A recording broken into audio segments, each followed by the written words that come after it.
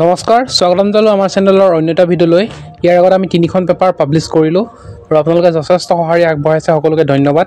আজি হৈছে এখন model question paper 4 Assam police ABUB যিটো ৰিটেন এক্সাম, তাৰ বাবে আমি মডেল কুৱেশ্যন পেপাৰ প্ৰস্তুত কৰি আছোঁ আৰু এইখন হৈছে মডেল কুৱেশ্যন পেপাৰ 4। ইয়াতে আমি অল জিকে আজি কমপ্লিট কৰাম, মানে জিকে চিৰিজৰ মানে যিখিনি কুৱেশ্যন আছে সেইখিনি কমপ্লিট কৰাম, ঠিক আছে। অল জিকে মানে কি হ'ল, ইয়াত আমি 25টা কুৱেশ্যন আনিছোঁ।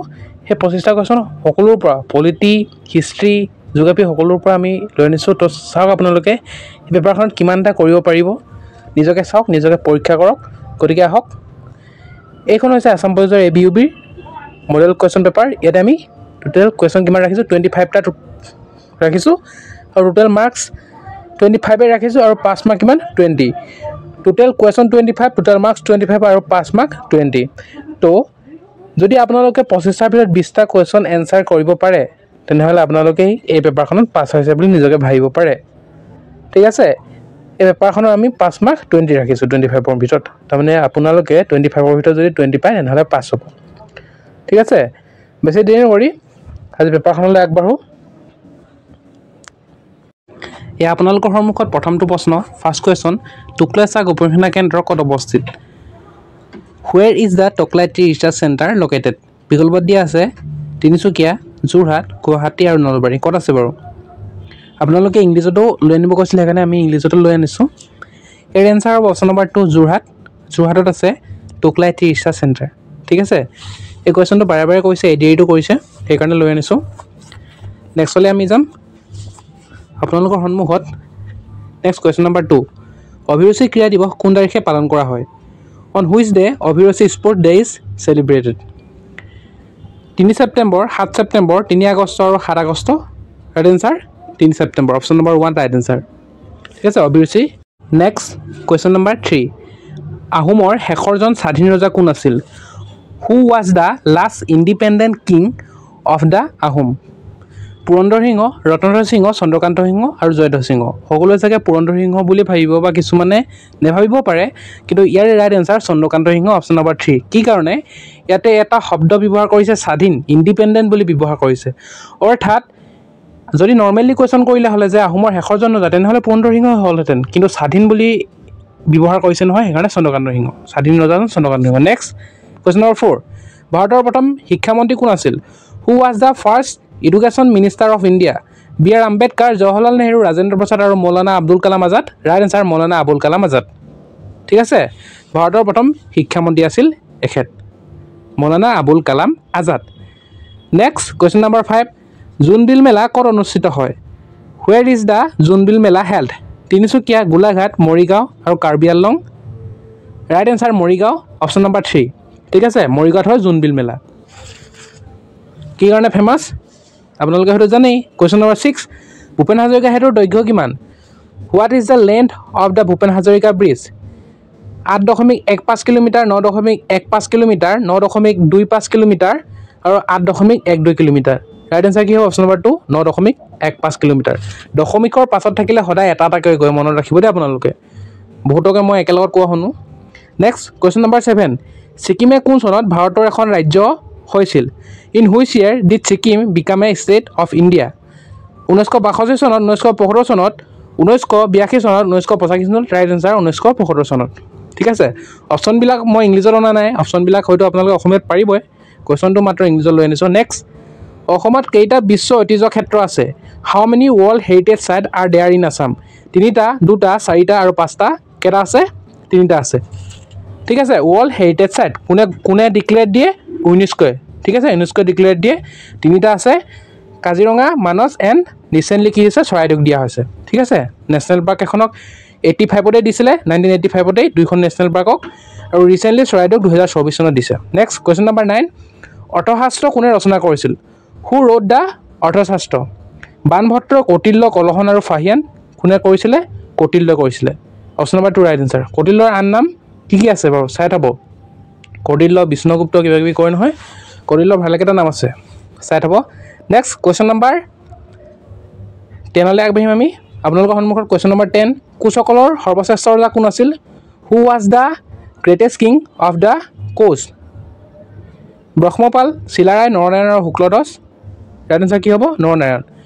চিলাৰায় কোন আছিলে? নৰনাৰায়ণৰ সেনাপতি আছিলে আৰু চিলাৰায়ৰ আন এটা নাম আছিলে শুক্লধ্বজ আৰু নৰনাৰায়ণৰ আন এটা নাম আছিলে মল্লদেৱ। মনত ৰাখিব, নৰনাৰায়ণৰ আন এটা নাম মল্লদেৱ, আগৰ নাম মল্লদেৱ আছিলে আৰু চিলাৰায় নৰনাৰায়ণৰ সেনাপতি আছিলে আৰু চিলাৰায়ৰ আন এটা নাম কি? শুক্লধ্বজ। নেক্সট কুৱেশ্যন নম্বৰ 11, অসমৰ কোন ঠাইত মীন মহাবিদ্যালয় আছে? Where is the fisheries college located in Assam? Raha, Guwahati, Tinsukia and Dibrugarh. ক'ত আছে? ৰহাত আছে দেই।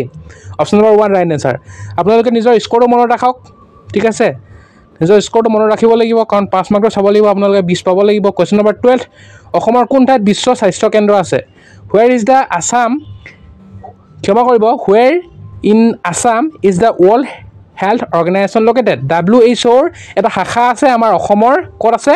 চাবুৱাত আছে। গুৱাহাটী, যোৰহাট আৰু তিনিচুকীয়াত নাই, চাবুৱাত আছে। Option number 2 right answer. চাবুৱাত আছে আমাৰ যিটো WHO তাৰ ৱৰ্ল্ড হেল্থ অৰ্গেনাইজেশ্যনৰ এটা শাখা আছে, ঠিক আছে? চাবুৱাত আছে। চাবুৱা ক'ত অৱস্থিত? ডিব্ৰুগড়ত অৱস্থিত, ঠিক আছে? কুৱেশ্যন নম্বৰ 13, বৰপেটা সত্ৰ কোনে প্ৰতিষ্ঠা কৰিছিল? হু ফাউণ্ডেড দ্য বৰপেটা সত্ৰ? শংকৰদেৱ, মাধৱদেৱ, অনিৰুদ্ধদেৱ আৰু ভট্টদেৱ। কোনে প্ৰতিষ্ঠা কৰিছিলে? মাধৱদেৱে। Option number 2 right answer. মাধৱদেৱে বৰপেটা সত্ৰ প্ৰতিষ্ঠা কৰিছিলে। শংকৰদেৱে কি কৰিছিলে? বৰদোৱা সত্ৰ প্ৰতিষ্ঠা কৰিছিলে। প্ৰথম নহয় জানো? এখন মাধৱদেৱৰ প্ৰথম আছিলে। কুৱেশ্যন নম্বৰ 14, ভলীবল খেলৰ এটা দলত কেইজন খেলুৱৈ থাকে? How many players are on a volleyball team? 5, 7, 6, 4। কেইটা থাকে বাৰু? মনত পেলাওকচোন। ভলীবল খেলত 6টা থাকে, নহয় জানো? Option number 3 right answer. 6টা, 6 প্লেয়াৰ্ছ। ক্লিয়াৰ? কোনটো খেলত কিমান খেলুৱৈ থাকে চাই থ'ব আপোনালোকে। কুৱেশ্যন নম্বৰ 15, অষ্ট্ৰেলিয়াৰ ৰাষ্ট্ৰীয় খেল কি? What is the national sport of Australia? Football, volleyball, cricket, kabaddi. কি বাৰু? অষ্ট্ৰেলিয়াৰ ক্ৰিকেট, ঠিক আছে? Option number 3 right answer. সেইকাৰণে চাগে ৱৰ্ল্ড কাপ জিকি থাকে, নহয় জানো অষ্ট্ৰেলিয়াই? অষ্ট্ৰেলিয়াৰ কোনোবা ভাল লগা খেলুৱৈ আছে নেকি আপোনালোকৰ? কমেণ্ট কৰিব। নেক্সট আগবাঢ়িম আমি কুৱেশ্যন নম্বৰ 16লৈ, ঠিক আছে? আপোনালোকৰ সন্মুখত কুৱেশ্যন নম্বৰ 16। কুৱেশ্যন নম্বৰ 16ত দিয়া হৈছে, নীতি আয়োগৰ মুখ্য কাৰ্যালয় ক'ত অৱস্থিত? ৱেৰ is the headquarter of the নীতি আয়োগ লোকেটেড? নতুন দিল্লী, মহাৰাষ্ট্ৰ, পাঞ্জাৱ আৰু কেৰেলা। ক'ত আছে বাৰু? নীতি আয়োগৰ হেডকোৱাৰ্টাৰ নতুন দিল্লীত আছে, নিউ দিল্লীত আছে, ঠিক আছে? আৰু নীতি আয়োগৰ হেড কোন? আমাৰ PM, প্ৰাইম মিনিষ্টাৰ, বৰ্তমান নৰেন্দ্ৰ মোদী, ঠিক আছে? নীতি আয়োগৰ হেড। মই সেইদিনাখন GST পৰিষদৰ হেড কোন কৈছিলোঁ? ফাইনেন্স মিনিষ্টাৰ নিৰ্মলা সীতাৰামন আছে বৰ্তমান, ঠিক আছে? কুৱেশ্যন নম্বৰ 17, অৰুণোদয়ৰ প্ৰথম সম্পাদক কোন আছিল? Who was the first editor of Arunodoi? এইটো কুৱেশ্যন সেইদিনাখন SI আছাম পুলিচৰ SI ছাব ইনস্পেক্টৰৰ ৰিটেন এক্সামত কৰিছিলে, ঠিক আছে? কোন হ'ব right answer? Nathan Brown. Lakshminath Bezbaroa, Chandrakumar Agarwala আৰু হেমচন্দ্ৰ গোস্বামী, এই তিনিটা নহয়, এই তিনিজনক একেলগে জোনাকী যুগৰ ত্ৰিমূৰ্তি বুলিও কোৱা হয়, ঠিক আছে? তো এইকেইটা নহয়, নাথান ব্ৰাউন আছিলে অৰুণোদয়ৰ প্ৰথম সম্পাদক, ঠিক আছে? কুৱেশ্যন নম্বৰ 18, ভাৰতৰ ৰাজধানী কলিকতাৰ পৰা দিল্লীলৈ কোন চনত নিয়া হৈছিল? In which year was the capital of India moved from Kolkata to Delhi? কলকাতাৰ পৰা দিল্লীলৈ কেতিয়া নিয়া হৈছিলে, হস্তান্তৰ কৰা হৈছিলে? 1911, 1921, 1929 আৰু 1948? ৰাইট এনচাৰ 1911, 1911 চনত। ক্লিয়াৰ? 1911 চনত নিয়া হৈছিলে। কুৱেশ্যন নম্বৰ 19, কপৌ ফুলক অসমৰ ৰাজ্যিক ফুল হিচাপে কোন চনত ঘোষণা কৰা হয়? In which year was the Kopou phool declared the state flower of Assam? 2000, 2003, 2005 আৰু 2007? Right answer 2003। 2003 চনত কৰা হৈছিলে আৰু ডেটটো কৈ দিছোঁ মই একজেক্ট, 4 এপ্ৰিল, 4 এপ্ৰিল তাৰিখে দিয়া হৈছিলে। কপৌ ফুলৰ লগতে হুলুং গছকো অসমৰ কি হৈছিলে? জাতীয় গছ, জাতীয় বৃক্ষ হিচাপে ঘোষণা কৰা হৈছিলে। কুৱেশ্যন নম্বৰ 20, ভাৰতৰ আটাইতকৈ দীঘল নদী কি? What is the longest river in India?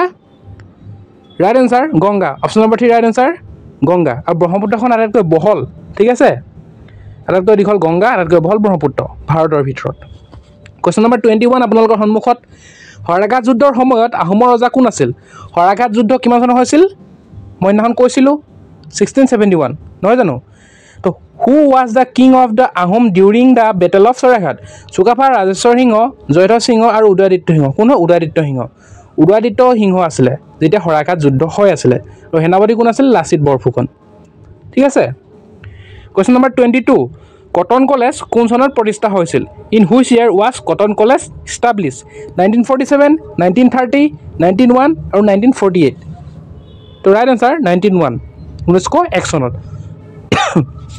ক্ষমা কৰিব মোৰ গাটো অকণমান বেয়া 1901 নেক্সট কুৱেশ্যন নম্বৰ 23 খেন বংশৰ প্ৰতিষ্ঠাপক কোন আছিল who was the founder of the Khen dynasty Niladhwaj Nilambar Baraucha আৰু চুতেফা কোন নীলধ্বজ ঠিক আছে নীলম্বৰ কোন আছিলে খেন বংশৰ একেবাৰে শেষৰজন ৰজা আছিলে খেন বংশ মানে যিটো কমতাসকলৰ ঠিক আছে কুৱেশ্যন নম্বৰ 24 জোনাকীৰ প্ৰথম সম্পাদক কোন আছিল who was the first editor of Jonaki Shivaram Sharma Chandrakumar Agarwala Jagannath Barua আৰু লক্ষ্মীনাথ বেজবৰুৱা কোন আছিলে বাৰু অপশ্যন নম্বৰ কিমান 2 ৰাইট এনসাৰ চন্দ্ৰকুমাৰ আগৰৱালা আছে জোনাকীৰ প্ৰথম সম্পাদক ক্লিয়াৰ নেক্সট আজি আপোনালোকৰ সন্মুখত আমাৰ এই মডেল কুৱেশ্যন পেপাৰখনৰ একেবাৰে শেষৰটো প্ৰশ্ন কুৱেশ্যন নম্বৰ 25 অসম লোকসেৱা আয়োগ কোন চনত গঠন হৈছিল অৰ্থাৎ APSC which year was the Assam public service commission format 1929 1937 1935 আৰু 1942 এই এনসাৰটো মই নকওঁ আপোনালোকে কমেণ্ট কৰিব লাগিব APSC কেতিয়া ফৰ্ম হৈছিলে ঠিক আছে মই এটা কথা কৈ দিছোঁ যে আমাৰ যিটো অসম লোকসেৱা এখন ভাৰত চৰকাৰ আইন 1935 1935 ইণ্ডিয়ান গভৰ্ণমেণ্ট এক্টৰ জৰিয়তে কি হৈছিলে আছাম পাব্লিক ছাৰ্ভিচটো গঠন হৈছিলে ঠিক আছে কিমান চনত গঠন হৈছিলে সেইটো আপোনালোকে কমেণ্ট কৰক তো আমি পুনৰবাৰ কৈছোঁ যে যিমান যিকোনো আপোনালোকে পঢ়িবই লাগিব ভাল কৰি যদি ৰিটেনত এটা ভাল মাৰ্ক আনিবলৈ পায় তেতিয়াহ'লে আপোনালোকৰ চাকৰিটো হ'বগৈ বেছি দেৰি নকৰোঁ থেংক ইউ